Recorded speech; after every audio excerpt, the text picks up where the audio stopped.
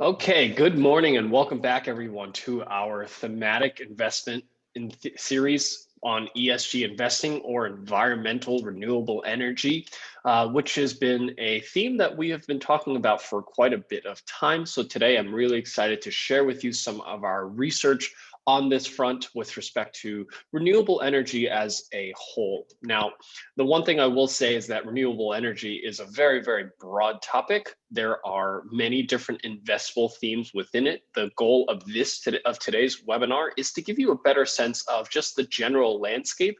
We're going to dive into bits and pieces of each one that we believe are investable in the short term. When I refer to investable in the short term, I'm still referring to relatively long-term investing, anywhere from 1 to 5 years out, and also taking a look at some of the emerging technologies that may be interesting going out a little further than that. But keep in mind that we're not diving into every single industry, every single possible company within this industry, but to just give you that broad-based understanding so that you can understand where you might want to do some research. We'll give you an idea as far as where we believe the biggest opportunities are, both short-term and long-term, and then provide you with some ideas for you to go ahead and start researching. So before we get started, what we're going to discuss here today is purely for education and demonstration purposes. It is not a solicitation or recommendation to buy or sell any specific securities. Now, I want to start off by just talking a little bit about what ESG investing means, why it's becoming a trend that investors are paying attention to, not just starting off as an emerging trend, but institutional investors are now requiring companies to report on ESG standards and what that means for renewable energy in terms of the industry, what trends we're currently seeing from solar, from wind, from other battery technologies. And we'll talk a little bit about those battery advancements. A lot of questions over the past couple of weeks about QuantumScape and solid state batteries. We're going to give you a bit of an update on that, but also show you what opportunities there are. We'll talk about what are the universe of renewable energy stocks that currently you may be able to invest in here in the US, as well as some ETFs that provide broader exposure globally.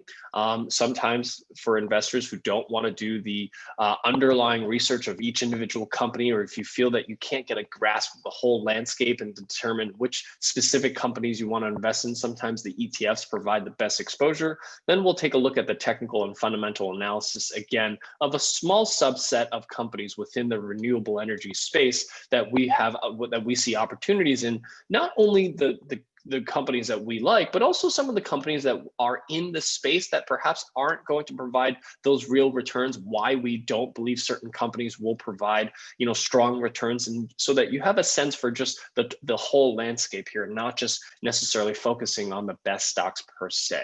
So the primary thing that I want to help investors walk away from today's session is what are the primary investable themes within renewable energy over the next 5 years. So my name is Tony Zhang. I'm the chief strategist here in OptionsPlay, and me and my team have spent quite a bit of time here over the past month looking at renewable energy in terms of the trends, what opportunities we currently see, and we want to share that here with you today. So I want to start off talking a little about ESG investing. Now, before I do, I just want to qualify the fact that in order for anyone to invest in this particular industry or renewable energy as a whole, there is one given that I'm assuming that everyone here on this webinar believes in, but I just want to qualify this, is that everything that I'm going to present here today is under the assumption that you believe that the science behind climate change is real, that you do believe that climate change is a huge hurdle for us as a humanity on the earth, and what challenges we have, both financial and logistical, with respect to climate change. So I'm just going to qualify that from the beginning to say that you have to first believe in climate change and that it's going to impact the way that we have to live in order for investing in renewable energy is likely going to be a theme for your portfolio. If you don't believe in climate change, then perhaps there are other technologies or other industries that you may prioritize investing in above climate change or renewable energy. But for myself, I'm a big believer in science, and I believe that the impacts that climate change has on our world is significant, measured in the hundreds of trillions of dollars, which is why there is such a strong growth in this particular space. And I want to show you some of those trends in that growth. So let's go ahead and get started. So one of the ways that we've been shifting the way that we look at investing is this new emerging trend called ESG investing. Now, how many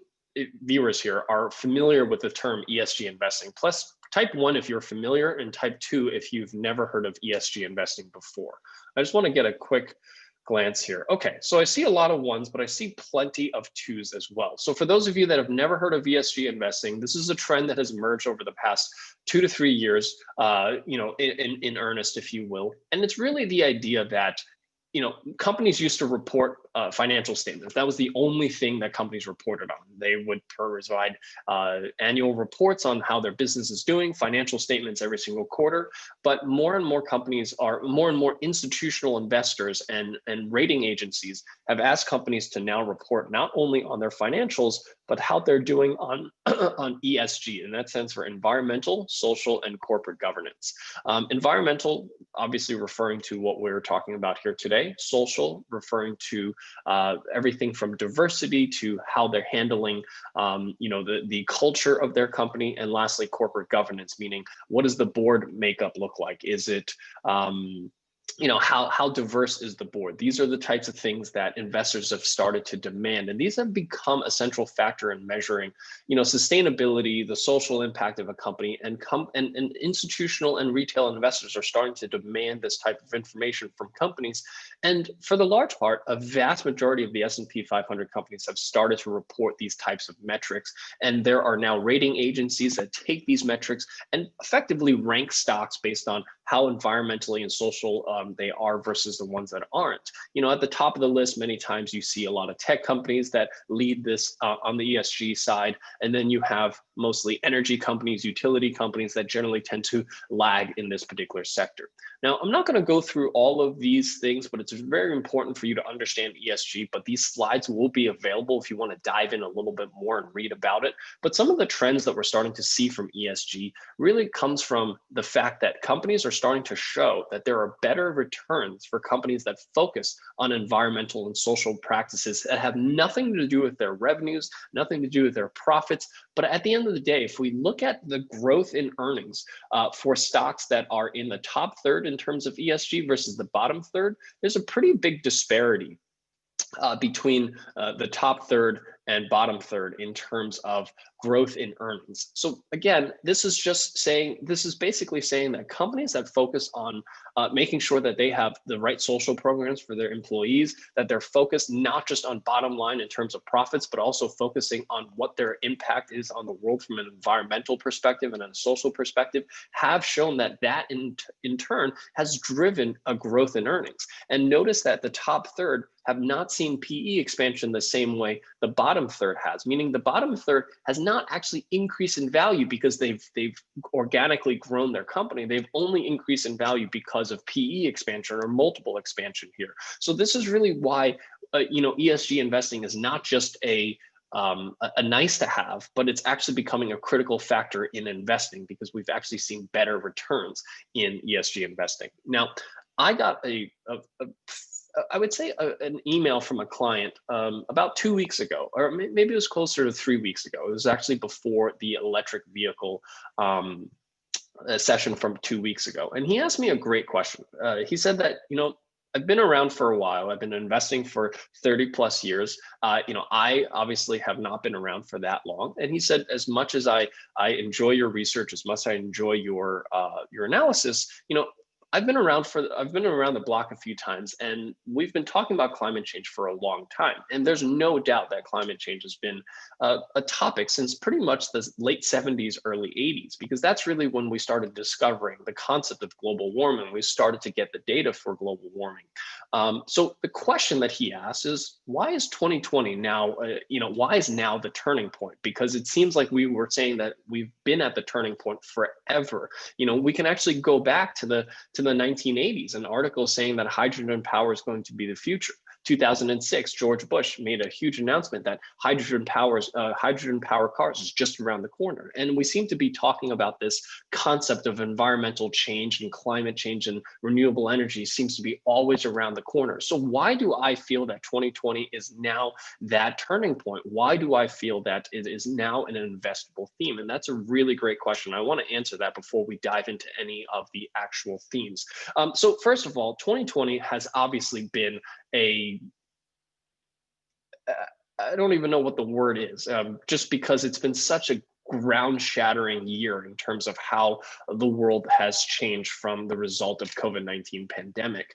But despite the fact that we have seen the largest global recession, or the fastest global recession ever in history, largest amount of unemployment ever in history, despite all of that, 8 out of the top 10 countries by GDP have committed to being carbon neutral sometime between 2050 and 2060. This all happened in year 2020. That, for me, is the big turning point, is when governments have now committed to this type of initiative and came together in this what is one of the hardest years from an economics perspective to say, okay, instead of just giving money away to our citizens and taking care of our citizens and getting through the pandemic, we're going to invest into the future. That, for me, is a big turning point here for why renewable energy and climate change and the companies that are going to be investable with this theme have sparked a bit of a hockey stick moment here in 2020. Now, you add to that Biden's $2 trillion plan, then his 4-year plan would make that 9 out of 10 of the top 10 countries by GDP will have a carbon neutral initiative by somewhere between 2035 and 2060. So this is really where we have a significant investment from governments. And what's incredible about the fact that is that a lot of the stimulus money that is now being thrown around, both in the US and European Union and Asia, a lot of that stimulus money is actually tied to renewable energy, meaning investments towards renewable energy. And historically, we see that capital infrastructure and investments in infrastructure has provided the highest velocity money and economic growth compared to direct stimulus. Meaning, if I gave every citizen in the United States $1 and put that in their pockets, the impact to the economy as a result of that is far less than if I spend that $1 in investing in infrastructure and jobs in a specific industry. So that's really why, you know, the investments that we're trying to make, or the fact that you have 9 out of the 10 of the top countries by GDP around the world investing in renewable energy infrastructure, that's going to create jobs, that's going to create economic growth far greater than if they just put that money directly in someone's pocket for consumption. So this is really why, you know, 2020 has been a huge turning point here for renewable energy. So let's talk a little bit about what is renewable energy. You know, it's pretty straightforward. I think most people are familiar with the concept of the fact that renewable energy is really just generating energy from sources that are constantly replenished. Examples of this are wind, solar, geothermal. You even have, you know, energy generation from tidal waves. You know, there are endless technologies that human beings have come up with to try to use the energy from the world around us and collect that and use that as energy, as opposed to burning fossil fuel. And ESG has really been a central point in ESG investing here. So again, climate change is really at the center of all of this. So again, in order to invest, in my opinion, in renewable energy, in this type of industry, you must at least first be a believer that climate change is real, that the impact of climate change is going to be significant.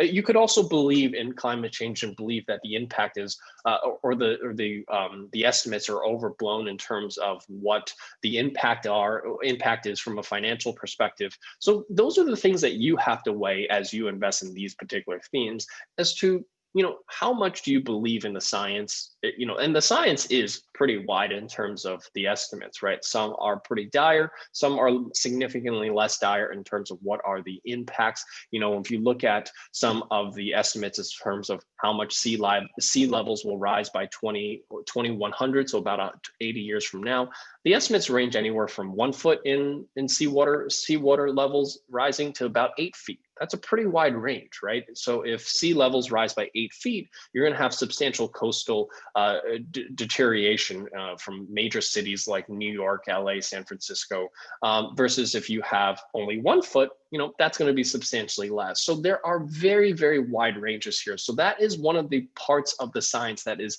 it's hard to enact, which is why when we're investing in renewable energy, we want to at least for now focus more on the shorter term opportunities, the themes that are already in play, not the ones that are necessarily you know, quite still 5, 15 years, you know, 5, 10, 15 years away. We do still want to identify some of those opportunities so that you can potentially put a small portion of your portfolio into those themes, but understand that those themes are very early and still emerging from that perspective. So just looking at renewable investments, the thing about renewable investments is that we've seen a substantial growth here over the past 15 years, but over the past 5 years, largely most of the renewable energy investments have stalled here. And this is really where we see 2021 potentially is the spark, if you will. Again, 9 out of the 10 top global economies in the world, China being the second largest one, is really one of the main drivers here. The fact that China has committed to this, with the US committing to it, the #1 global economy committing to this, these are the types of investments that we want to see in order to drive this number from 500 billion, again, towards, you know, that $2 trillion number here over the next 4 years. And with 9 out of 10 top economies committing to this, this is really where we expect to see some serious investment. But that investment is not equal around the world. We see certain countries like the UK that are currently leading this change. So most of the European nations are really the ones that are at the forefront of this in terms of solar, in terms of wind at the moment. The US is starting to catch up a little bit on the solar side of things, but as you can see, we've actually seen a decline in investments in renewables in 2019 for the US. Most of the world is positive, but China also declined here in 2019. This is something that we expect both China and the US to accelerate here to the upside. Japan as well. So these are some of the big economies around the world that we do expect to see some big initiatives from an investment perspective. And really, at the end of the day, it all comes down to cost. It comes down to how much does it cost for renewable energy? Because the shift from fossil fuels over renewable energy, it has to make economic sense. You know, at the end of the day, if you have the choice between getting your electric power through coal and natural gas at a lower cost versus wind or solar that at substantially higher cost, you're more likely going to choose the lower cost alternative. But over the past year or two is really when we started to see solar and wind start to at least be competitive to coal and natural gas. This has really only happened here over the past a year or so. And that's why solar has become the first investable, I would say, theme for a lot of US investors. You know, the thing about wind is that as interesting as wind is, the problem with wind, in my opinion, is the fact that with wind, you have some cost issues with respect to you know, the difference between onshore versus offshore wind. Offshore wind is a little bit more expensive, and the long-term viability of wind farms has actually been significantly less than the original projections, meaning the maintenance cost of wind is substantially higher because you have lots of moving parts.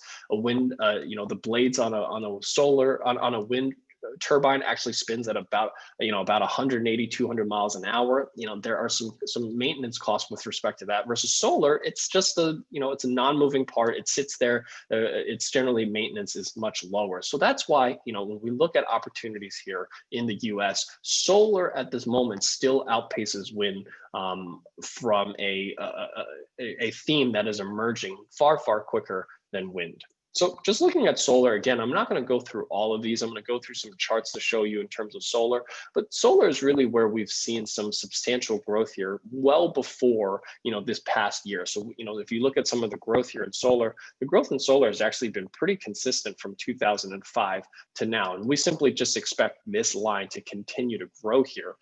Solar is actually expected to grow not a whole lot here, over the next couple of, I'm sorry, solar is expected to grow quite a bit here over the next few years. But if you look at onshore wind, this is really where we expect that onshore wind is actually not going to grow very much over the next couple of years, versus offshore wind is expected to grow quite a bit here over the next couple of years. And this really comes down to the fact that wind turbine farms require a lot of space in order to do so. So it's, they're kind of ugly depending on who you ask. Some people really like them, some people don't like them.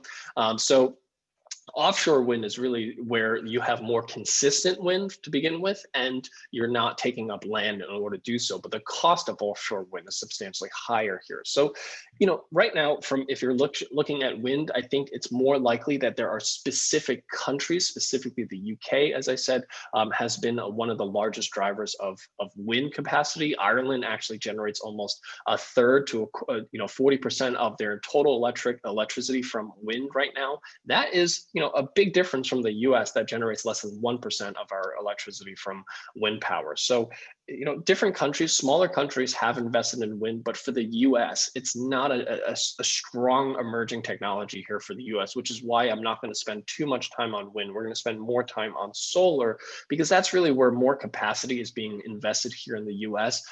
We have more solar companies here in the US than we have in wind power. That tends to be more allocated towards the European side. But the main, I would say, constraint for renewable energy is actually battery storage. And the reason for this is because, traditional electricity generation, whether we're talking about coal or natural gas, the energy is burned at the time, or the energy is produced at the time that it's needed. So, for example, energy demands are higher at night. If you look at the energy cycle across a 24-hour period, is higher at night and dips during the day, because during the day we don't need as many lights. We're generally not home. So during the day, energy capacity is low, and at night, energy capacity is high. So on a coal burning plant, guess what? You light up electricity at night, and then during the day, you lower the amount of electricity that you generate. But what happens is that with solar and wind, it tends to be the opposite. You tend to generate more of your electricity during the day, and when you don't really need it, and then when you need energy at night, that's when you can't really generate any solar energy. And the problem is that all this energy that's being generated during the day, it can't be stored, because you can't really store electricity. It basically, the way that the electricity grid works today, or at least with traditional fossil fuels, is that you generate the electricity when you need it, and you deliver it. There isn't really a capacity in our traditional grid to store it. So that's really where battery comes into play. Battery capacity at this moment is still relatively small compared to the energy needs of this country. So when we generate energy from solar, we don't have a good way of storing it and keeping it till that night when we actually need that energy. So battery storage has been one of the main constraints of renewable energy, because renewable energy is generated when that source is available. It's not necessarily generated when electricity demand is there. So that's why battery storage is actually at the forefront of a lot of the renewable energy. So if we look at battery storage, this is really where the cost of batteries comes into a big play into how renewable energies will shape out here over the next few years. Now, Tesla has been driving a lot of the growth, if you will, in terms of reducing the cost of lithium ion batteries. And, at the moment, lithium ion is the primary source of batteries that we have for capacity and in terms of cost. But the problem with lithium ion is that we've already reduced the cost of lithium ion by almost 90% here over the last 10 years, from about $1,000 per kilowatt down to about 137 that we're currently at 2020. But by 2025, our estimates are somewhere in the $70, $60 to $70 range to get to in about That's kind of the best case estimates right now that we have for 2025. So the further reduction here, as you can see, is obviously substantially lower than what we have when we went from $1,000 to $137. We're starting to get to the limits, if you will, of lithium ion, and that's why there are so many that's why there's so much interest in other battery technologies that could potentially either increase capacity by a certain amount or reduce some of the cost of battery technology. So battery technology is really, the constraint that we have. Otherwise, we could generate a lot more solar capacity, or we could increase a lot more solar capacity, store it, and then use that when we need it. So battery technology is really one of the main constraints for this. So just to give you a sense for where battery capacity looks like right now.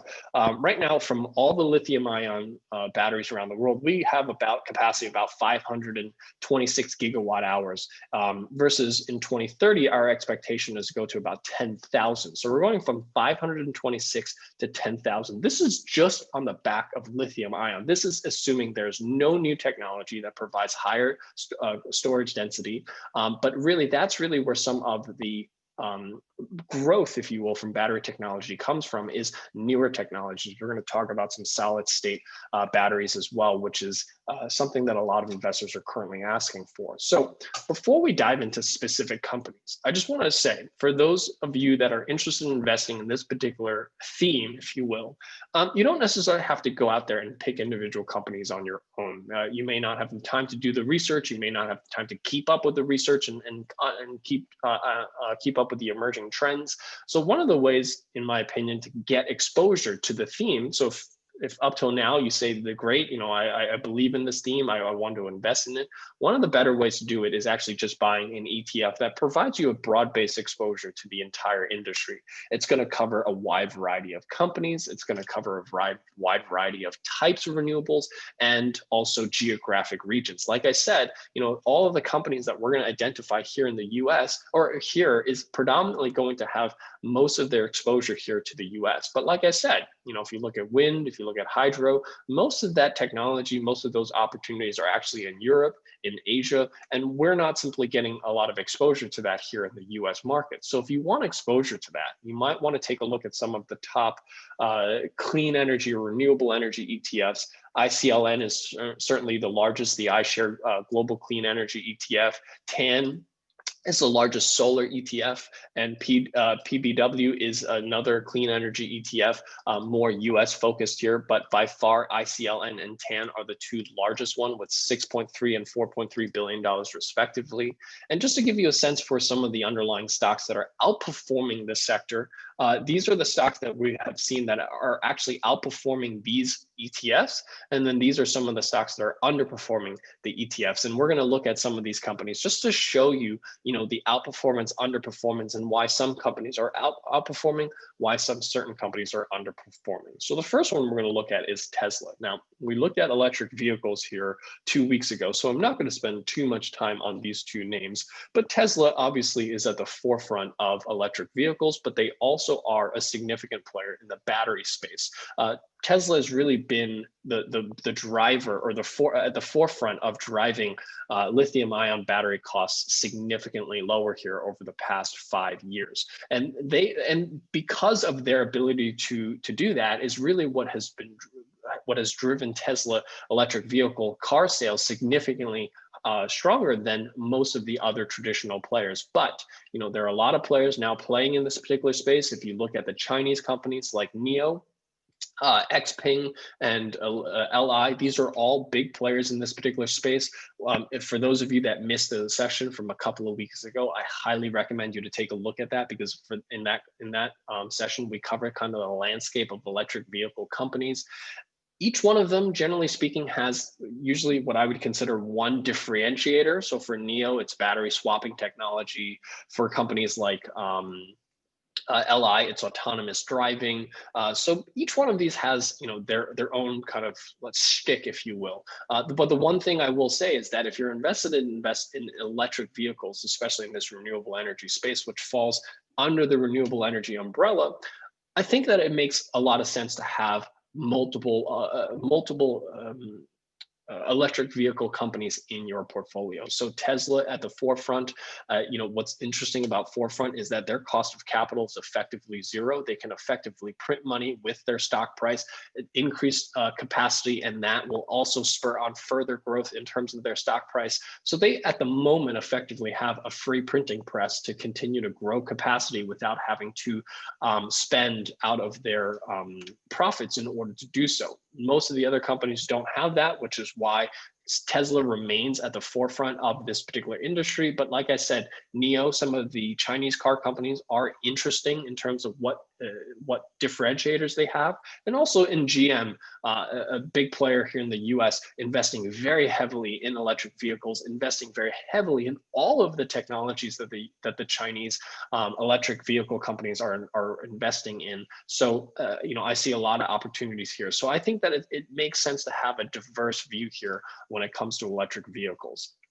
Now, turning over to the solar side, this is really where, when we look at the $4 trillion that Joe Biden has proposed in terms of infrastructure spending towards clean energy or renewable energy, a large percentage of that is going to be instantly deployed across solar, because this is really the part of the of renewable energy that's immediately deployable. A lot of the other technologies, wind, hydrogen, there are limitations to it. It's not easily deployable. It's not cheap to deploy. Solar is much cheaper at the moment to deploy, and you can increase capacity fairly quickly on that front. So this is really where, when you combine the cost of lithium-ion batteries and solar, this is really where, if you needed to deploy a large amount of capital to increase renewable energy, solar is by far at the forefront right now. So we're going to first take a look at some solar companies. Canadian Solar, in my opinion, is one of the leaders in this particular space. They provide integrated solar products, not just for the US, but the Asian and European markets as well. They're expected to grow their capacity from about 13 gigawatts from 2019 to 25.7 gigawatts by the end of 2021. So we're talking about a doubling in terms of capacity. And this is really where we believe that Canadian Solar can continue to increase capacity by a fair amount as a result of the infrastructure spending that US, Asian, and European countries have committed to as a result of the pandemic and trying to invest in order to bring their economies out of this global recession. So at the end of the day, Canadian Solar still underperforms TAN, which is the solar ETF. If you look at TAN ETF, there are some Chinese companies which you can't buy directly on the US exchanges, but you can get exposure to those Chinese companies through the TAN ETF. So that is one advantage of using the ETFs versus the buying individual stocks that you can buy here in the US. But Canadian Solar, one of the leaders in this particular space, generating about $3.3 billion in revenue over the last 12 months and trading currently at about one-time sales. So relatively inexpensive compared to the solar space. Now, if we look at stocks like Solar Edge Technologies, this is really, a company that generates some of the underlying. This is a company that produces some of the parts for solar energy. So Canadian Solar generates the actual cells themselves. They actually provide a full solution to companies that are trying to increase capacity. Solar Edge provides just a piece of the technology, specifically with inverting the electricity from the panel to the electricity grid. So they are more of a smaller player in this particular space. They generate $1.5 billion in revenue, but they trade at 10 times sales. So from my perspective, this is one of the things that concerns me about this stock. It's just that they trade at a substantially higher premium to, for example, Canadian Solar.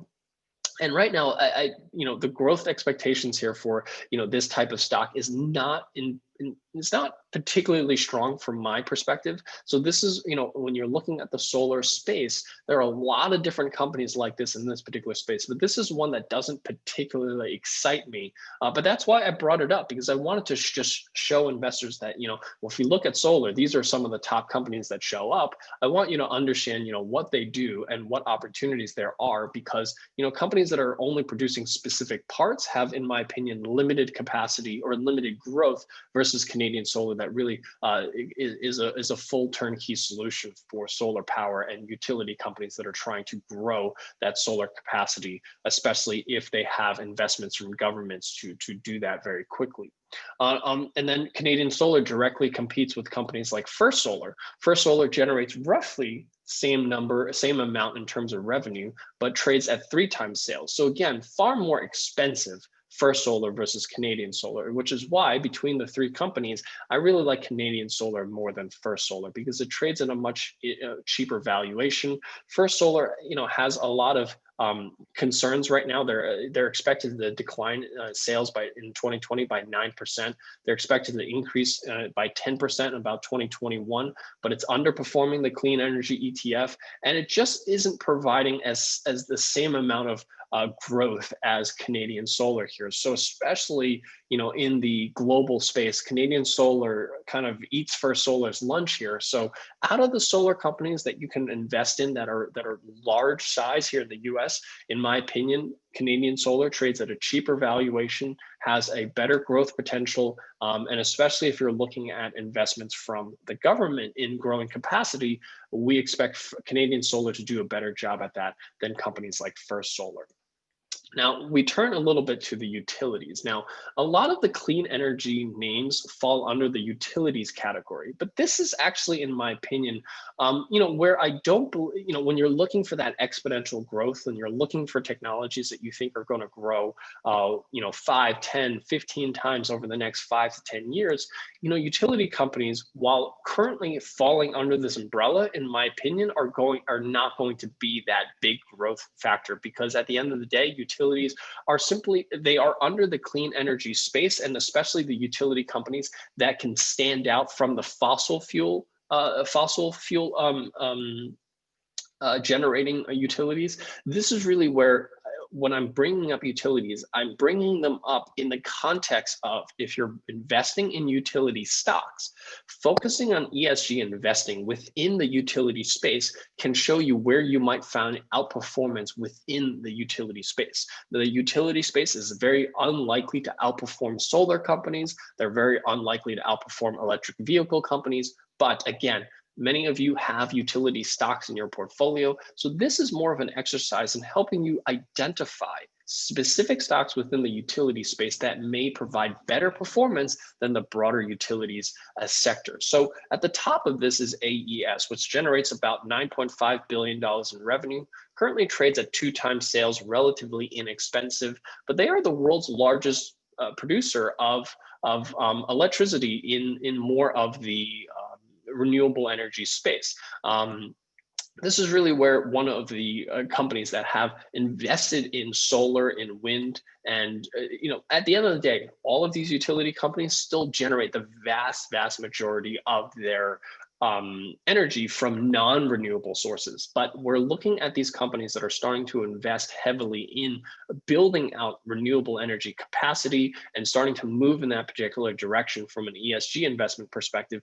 These are the stocks that are showing clear outperformance compared to the utility sector. So this is really when you're starting to look at these types of companies, especially the ones that have more global capacity. Those are the ones that within the utility space, you're likely going to see some outperformance here. And AES is one of our top picks within the utility space. Again, we're referring to outperformance versus the utility space, not necessarily outperformance compared to the clean energy environment, if you will, because there are some faster growing companies within battery technology, within electric vehicles, within solar. Those are likely going to outperform the general sector. But within the utility space, there are some players here such as AES and NextEra Energy. NextEra Energy is a large holding company of multiple electric utility providers here.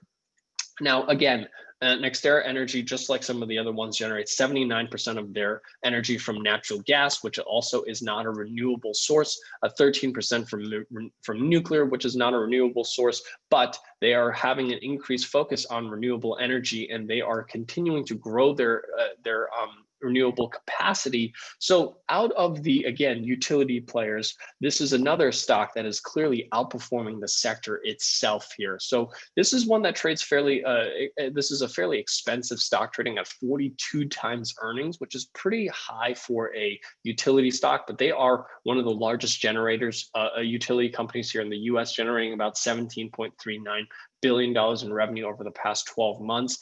They have multiple companies like Florida Power, Gulf Power, NextEra Energy. These are all of the companies that fall under this holding company. And this is one of the main drivers of renewable energy capacity here in the US. So as we look at the utility player space, NextEra Energy is actually the largest driver of renewable energy capacity growth in the next 3-4 years, and especially with the Biden $2 trillion 4-year plan, that's where we believe a lot of the money will flow towards the companies that provide NextEra Energy with the increase in capacity, the companies that provide the batteries for NextEra in order to utilize renewable energy, and NextEra Energy as a whole will then benefit from that. But again, not at the same pace that the battery and the solar companies will themselves. And just for an example here, NRG. NRG is another renewable energy player space in the renewable energy space. It trades at 9.1. It generated $9.1 billion in revenue and trades compared to NextEra Energy at a much cheaper 2.5 times earnings versus 42 times earnings. But the one thing is to understand about it is that their revenues have actually continued to decline. They have an extremely high debt load here, and that's part of why it trades at such low multiples here. So this is one of the things that this company is working on turning around their debt load. This is one that could be an interesting player in the long term. But right now is still relatively cheap. There are higher risks with this type of trade or with this type of company because of the high debt load. They are working on trying to decrease their debt load here. So if they're successful in doing that, and with the Biden administration generating increasing capacity, this is one of the cheaper players or cheaper stocks, if you will, from a valuation perspective, that also potentially has that opportunity here within the renewable space. So if we look at their utility companies, you have a couple of leaders in this particular space that will likely be the outperformance here. And then you also have NRG that is kind of a laggard here, but potentially if you're looking to find a stock that's relatively that's cheaper right now, NRG is maybe one place that you might want to look.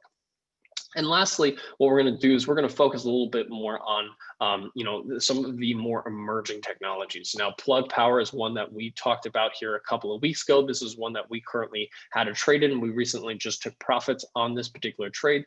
But this is really kind of the future here, because right now, I would say the immediate investable market is electric in terms of vehicles and solar. Those are the current technologies. If we look a little further beyond the current technologies, one of the major ones is hydrogen fuel cell. What's interesting about hydrogen fuel cell is that it truly has a much smaller environmental impact, because if we look at battery storage, to produce those batteries, it is quite environmentally harmful to produce those batteries. Everything from mining the precious metals that are required to go into the batteries, the environmental impact that once those batteries are depleted, that they go back into landfills, and the environmental impact that those have. So if you look past battery technology, which is, again, one of the main drivers of renewable energy capacity at the moment, we have to look at hydrogen fuel cell. What's interesting about hydrogen is that you literally put in water, you add electricity or energy to that. You end up with oxygen and hydrogen. You throw out the oxygen into the environment. You are left with hydrogen, and then you can use that hydrogen through a fuel cell and create what is a zero emissions vehicle. This is predominantly interesting in more of the heavier trucks. As far as the energy density of batteries right now is comparable to internal combustion engines for small cars.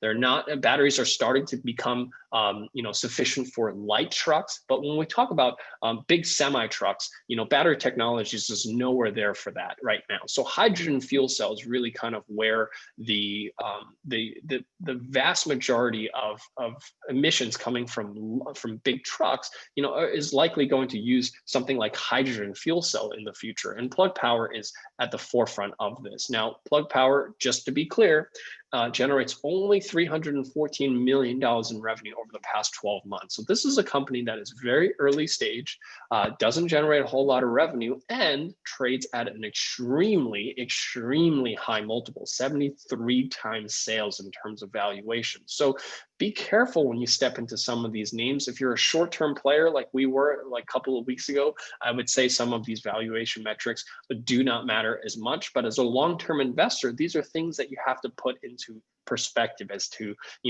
if you're investing in this, you must be looking much longer term than just over the next couple of years. You need to be looking at 5, 10 years down the line to invest and pay these types of multiples and be okay with it, and understand that the capacity for hydrogen is very high, but there are some major limiting factors right now. Number one is the cost of production of producing hydrogen is still extremely high. It's very expensive to do so.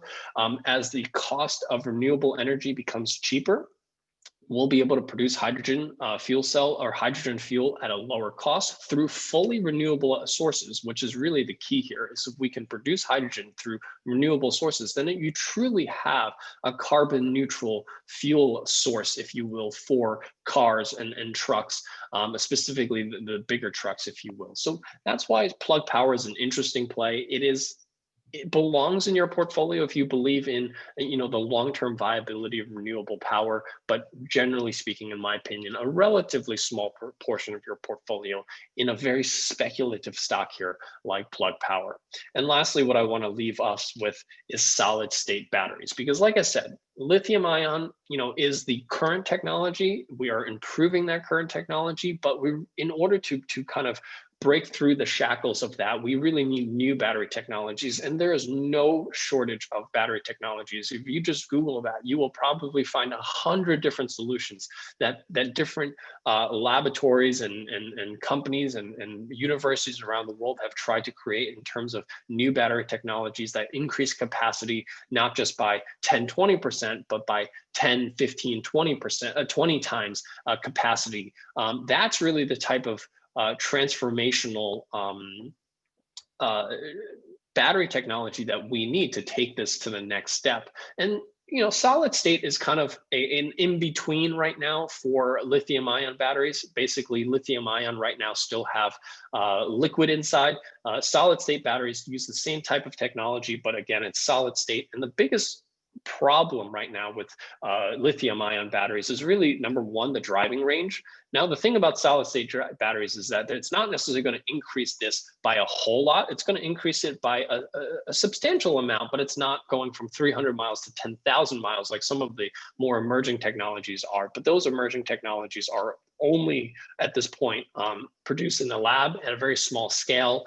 They're extremely expensive and they're nowhere near commercial viability right now. Solid state is closer to commercial viability, but again, still only proven in very small scale models, has not been able to produce large scale models. But the main thing, the main benefit of solid state batteries is to overcome one of the major challenges with electric vehicles, which is once your batteries are depleted, you have to sit there for quite some time to charge up that battery before you can drive another 300 miles or so.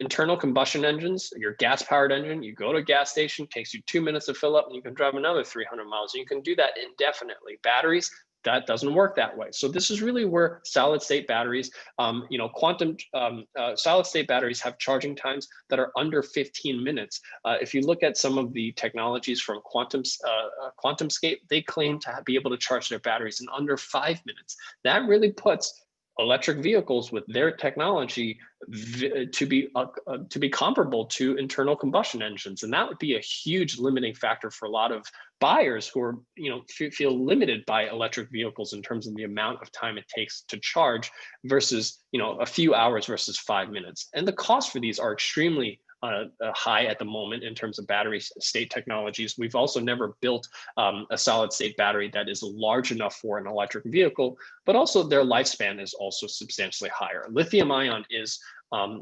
again, one of the limiting factors with lithium ion is the number of times you can recharge that battery before that battery is not as useful. So solid state batteries fixes that to some degree by increasing the lifespan of the number of times you can charge it and just the general lifespan of a solid state battery. So that's really one of the reasons why we're looking at QuantumScape. This is one of the main drivers of solid state batteries. But the one thing I will point out, investing in this type of company is like investing in a lot of the dot-com companies back in 1999. They generate $0 in revenue. They have nothing but just a concept at the moment. They have no sales. They have no commercial viable product here. So if you're going to invest in this type of product, number one, I suggest that you take the time to learn a little bit more about battery technology as a whole, look at what they're doing in terms of differentiator, and asking yourself, do you feel that they are at the forefront of this compared to other battery technologies? Because there are a lot of other emerging battery technologies, some of them claiming much higher capacity, much higher energy densities, but they're not publicly traded. So QuantumScape is one of the few that's publicly traded, which is why there's been so much money chasing this particular stock. We have seen almost, at least a 1/3, almost a 50% retracement from this move here from $11 to $130. But again, this type of move in this particular stock, from $11 to $130 in about 2 months' time.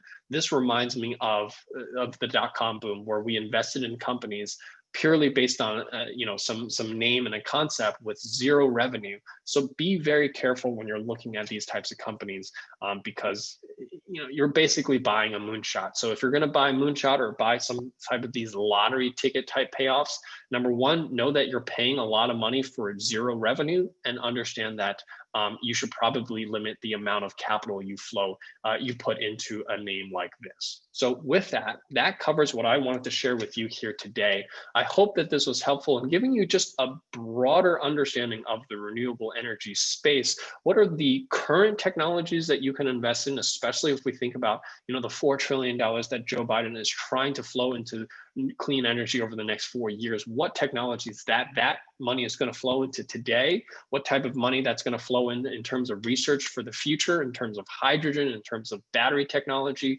but really focusing more on electric vehicles and solar in the short run, and looking at hydrogen technology and solid state batteries here in the long run. And then for those of you that are interested in the long-term view here, or more of the global view here, looking at some of those ETFs, in my opinion, is a simpler way to get exposure to this whole theme without having to pick individual companies and do research on the specific companies themselves. So with that, I just want to thank our members for taking the time out here and supporting us and allowing us to continue to do this every single month. We are very, very excited for 2021 and continuing to do these types of research themes for you. For the month of February, we're going to continue doing this, but we're actually going to take a deeper dive in February in some of the themes. So, we really pushed the envelope this month of doing electric vehicles, doing renewable energy. We're going to take a little bit more time in February, do a deeper dive, provide a bit better presentation, in my opinion, for February. So we're really excited to continue to improve on this type of research. So please, if you have any feedback, feel free to send us your feedback about these thematic investment webinars that we've been producing. Let us know what your thoughts are, what you liked, what you didn't like. We're going to continue to improve this and make sure that we get the research that you guys want for your long-term investments. So with that, what I'll do, I have a couple of minutes. I'll try to answer a couple of questions if anyone has some questions here.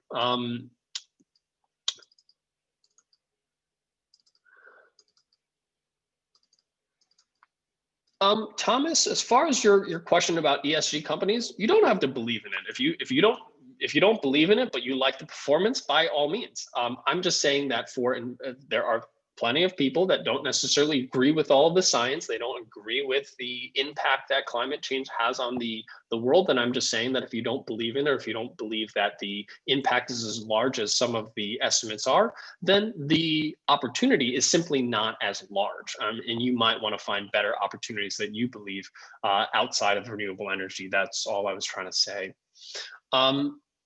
Ralph is saying, on the demand side, yes, but on the supply side, technology has enabled the cost to come down where it's doable at a cost that makes it feasible to appeal to a broader market. Ralph, I'm not sure which technology you're referring to. I'm happy to answer that question if you could clarify. What about the recycling problems of lithium-ion batteries and solar panels at the end of their lifespan? That's really one of the main issues. And that's why hydrogen is so interesting for a lot of investors.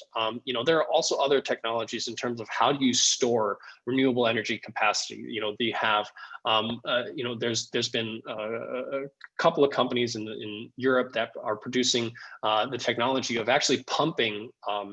So hydro is actually one interesting way to store energy. You pump water to a higher elevation when you have during the day, when you have solar and wind power, and then at the night you let that water flow back, and that is a kind of using nature to store energy. That's one interesting technology to store energy outside of lithium-ion batteries. Another one is actually pushing air into caves underground, which is quite crazy, but there are some very big caves underground. When you compress air into these caves underground during the day using renewable energy, and then you release that air at night when you need that energy, that's another emerging technology that people have looked at outside of lithium ion. So there are plenty of crazy ideas that are out there, some of which, you know, hydro is something that we're already using right now in a lot of countries, especially in the European countries. But, you know, hydro is limited in terms of the amount of water that you can store, and there's only so much space that you can put,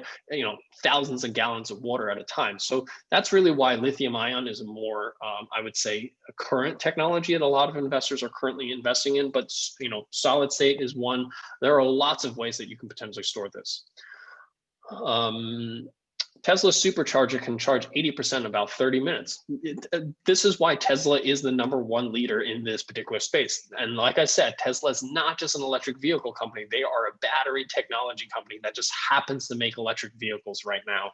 They can monetize their battery technology through other ones, specifically within renewable energy and storing solar power. And, you know, they've done a pretty good job in installing a version of that in Australia. So absolutely, that's why Tesla is one of the forefronts in this. Ken is saying, are there any leveraged clean energy ETFs? No, there are none that I'm aware of at the moment. Perhaps that we will start to see some emerge here. I wouldn't be surprised if we see some emerge here. To all of you that, you know, said thank you, I really appreciate it. I really, I hope that you guys are able to take some valuable insights from this for your investments. So a leap in ICLN would be a good idea. So Richard, you know, the one thing I keep reminding investors, a call option is, is a bullish strategy by a certain amount. And that certain amount depends on how much that call option costs. So if the call option costs 50% of the stock value, then the stock has to grow by 50% over the value, over the lifetime of the leap, just for you to break even. So I wouldn't say that just buying leaps is a great idea. I have no idea how expensive calls are on ICLN. I would look at that first. Most of these investment themes are, you know, leaps are one potential opportunity, but also you can just buy the stock itself or ETF itself as well. Hi, Tony, can you look at SUNW? So I'm not familiar with the stock. I'm happy to take a look at it, but I'm not familiar with it. So I'm not sure that I'll be providing much insights per se. Let me see if I can pull that up.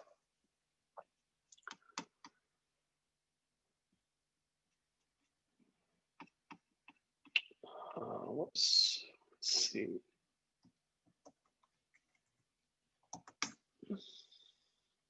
Sunworks is one of the competitors to First Solar and Canadian Solar. So let's just take a look at this. You know, Sunworks is, as you can see here, this is one that is interesting because this is a major resistance level here around 13.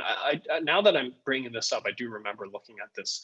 As you can see, it recently broke above this $13 level here. So if we look at a long-term opportunity, you certainly seem to be in the early stages of what looks like can be a substantial you know, move here to the upside into the 50-60 area here. So we've had this large bottoming formation for multiple years, and you're just fairly early in this breakout here. So I do think from a technical perspective, this is interesting, but I do think that, you know, on the financial side, this is one that is, it's not particularly expensive, 5.8 times sales. So, you know, out of the solar companies, Canadian Solar is still my #1 pick. I'd say Sunworks is probably my second pick here. How do I go back to listen to this webinar? We'll be sending you a recording as soon as we're done here in about 30 minutes. So you'll be able to watch the recording at your own pace. We'll also include the slides in the description of the YouTube video so that you can download the slides and follow along at your own pace, and also look at some of the slides that I kind of ran through to give you that has more data in it. Okay, looks like the markets are about to open right now, about slightly lower here today, but largely similar type stuff as we've seen here over the past couple of weeks. So with that, thank you so much. I hope you guys have a great trading day, and I'll see you guys here next week.